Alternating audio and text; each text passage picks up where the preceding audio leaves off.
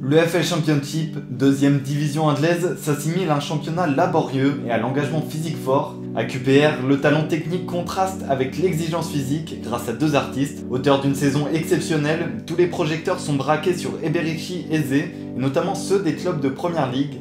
Mais Osei Samuel, autre Nigérian, est un second rôle qui mérite lui aussi sa place sur le devant de la scène. Alors, quelles sont ces deux étincelles qui, lorsqu'elles brillent dans l'obscurité de Loftus Road, ravivent chez les supporters des Rangers une magie disparue? Bienvenue dans ce 14e épisode de Focus.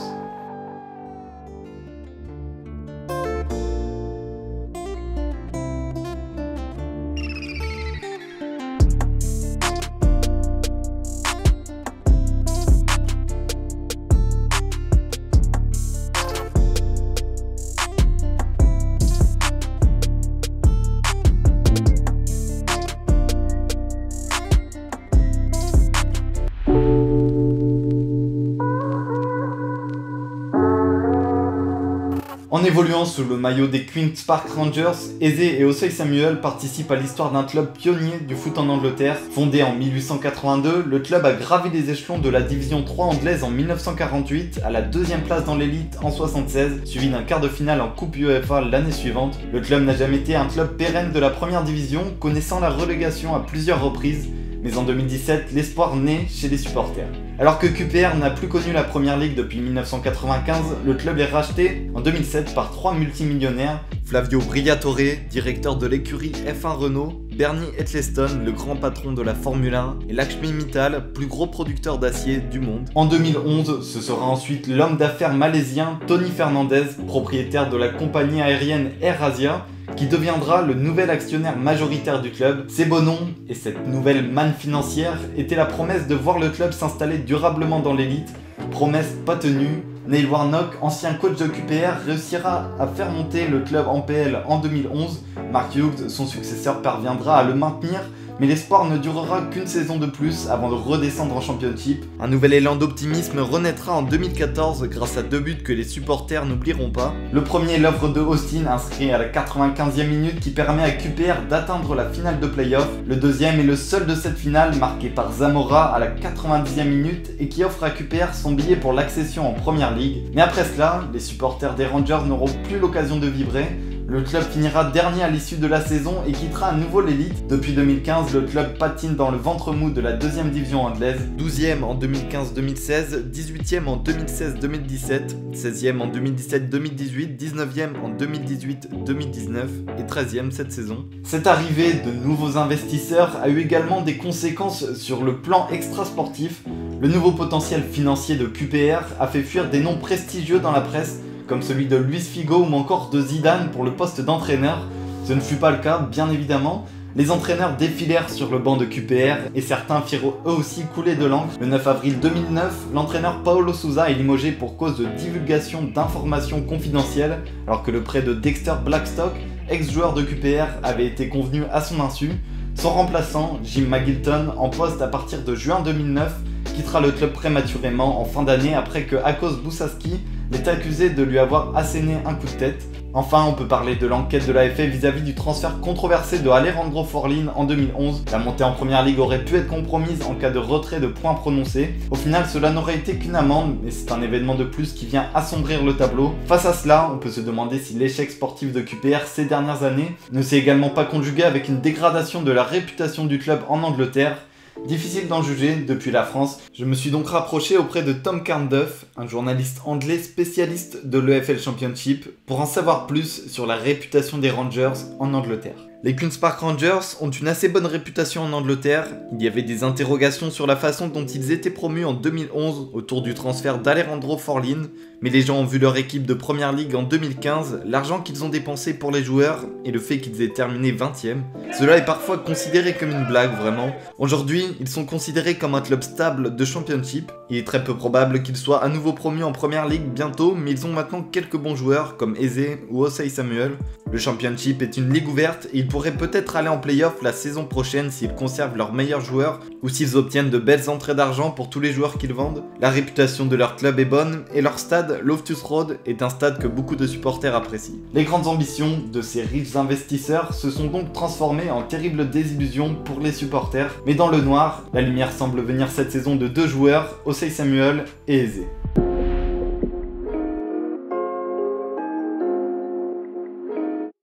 Avant de comprendre comment Ossei Samuel et Eze se bonifient l'un l'autre sur le terrain, il faut connaître le profil de chacun. Ossei Samuel est né au Nigeria, mais il rejoint l'Angleterre à l'âge de 10 ans. Il évolue alors dans les équipes jeunes de Blackpool, évoluant en Championship.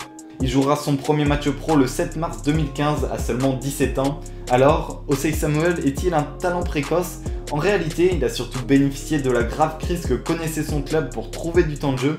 En effet, des problèmes juridiques de la famille propriétaire ont conduit à un exode de joueurs de Blackpool, à un tel point qu'à 2 semaines du début de la saison, le groupe pro ne comptait que 8 joueurs de champ et aucun gardien. Blackpool dégringole alors de la Championship jusqu'à la 4ème division, mais Ossei Samuel enchaîne les matchs et parfait son expérience. QPR se montrera opportuniste en lui offrant un point de chute le 1er septembre 2014, il comptait alors déjà 64 apparitions avec Blackpool. Chez les Rangers, Ossei Samuel devient un joueur important au fur et à mesure des saisons, mais c'est lors de cette saison 2019-2020, et plus particulièrement en deuxième partie de saison, qu'il se révèle. Sur le terrain, la principale caractéristique de Ossei Samuel est sa puissance. Il n'est pas un monstre physique, 1m75 seulement, mais ses appuis couplés à sa forte capacité d'accélération lui permettent de résister à la charge de son adversaire et de s'échapper avec le ballon. Ces caractéristiques correspondent bien à l'idée d'un ailier à l'ancienne, un mangeur de craie, entre guillemets, collé à la ligne de touche qui pratique un jeu très vertical et remonte le ballon par ses fulgurances. Ossei Samuel peut s'appuyer sur son habileté balle au pied et la qualité de ses crochets pour pouvoir faire des différences, même dans les espaces réduits. Dans ce style old school, les supporters des Rangers ne manquent pas de faire la comparaison avec une ancienne légende du club, Trevor Sinclair. Dans un récent entretien pour le club, Ossei Samuel n'a pas caché son admiration pour Sinclair et faisait même une confidence étonnante. Quand j'étais à Blackpool, il me montrait des vidéos de Sinclair, je me souviens qu'il était très direct et très habile. Enfin, on n'en a pas parlé, mais Ossei Samuel est un guerrier sur le terrain et sa combativité a souvent tendance à payer. Passons maintenant à Eberechi Eze.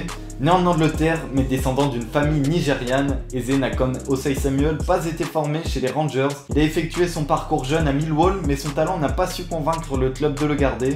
Libéré à l'âge de 17 ans, il rebondira en revanche à QPR après avoir impressionné le directeur technique Chris Ramsey lors d'un essai. On est alors au début de la saison 2016-2017, mais il ne jouera pas une fois avec les pros en Championship cette saison. Une simple apparition à FA Cup, mais qui ne lui permettra pas de prouver son talent alors qu'il se blesse après seulement 18 minutes de jeu. Après un prêt contre Lyon à Wycombe en 4ème division anglaise, il trouve à son retour à QPR une place de titulaire qu'il ne quittera plus. Lorsque l'on regarde un match de QPR, on ne peut faire abstraction de lui.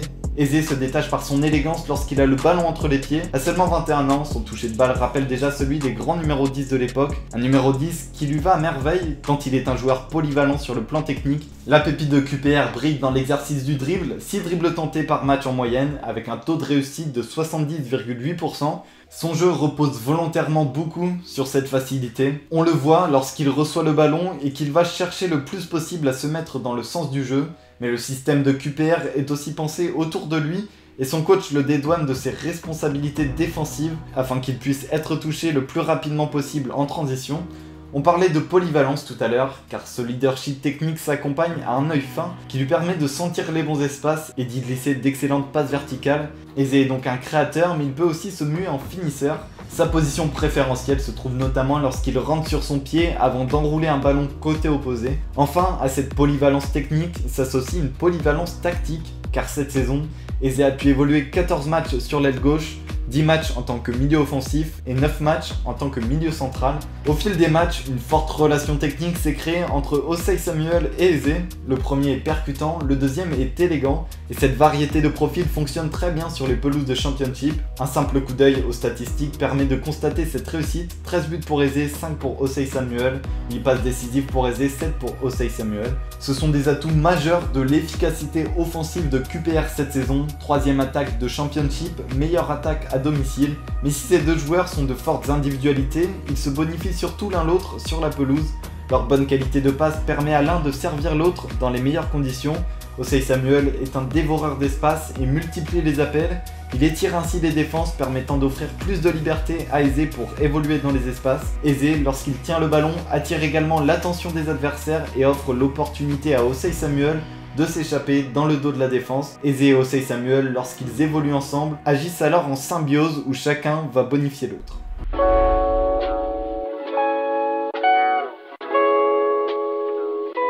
La crise sanitaire qui touche le monde actuellement a suspendu la planète foot. S'il est encore impossible de se positionner sur l'avenir des championnats en cours, le destin de Osei Samuel et de Eze est lui peut-être un peu plus prévisible. Les performances respectives des deux hommes ces derniers matchs ont sans doute suscité l'attrait de plusieurs clubs.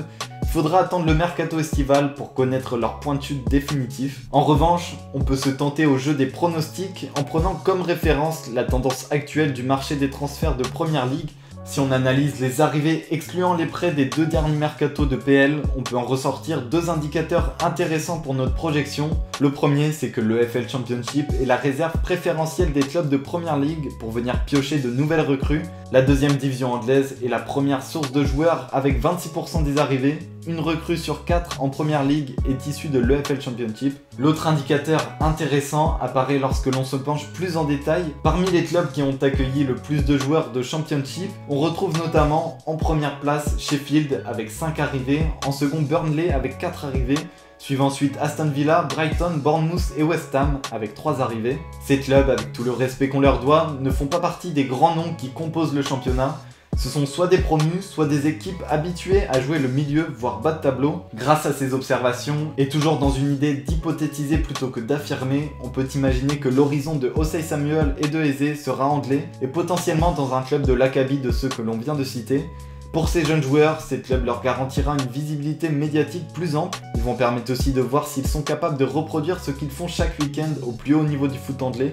Une chose est sûre, pour QPR, il sera compliqué de garder ses joyaux cet été si le club reste dans la division où il se trouve actuellement. Les Rangers sont à 6 points de l'accession en play-off et avec le flou qui entoure la poursuite de la saison de FL, le billet pour la Première Ligue semble presque inatteignable. Les récentes déclarations de Neil Manfield sonnent presque comme des adieux à ces jeunes pépites.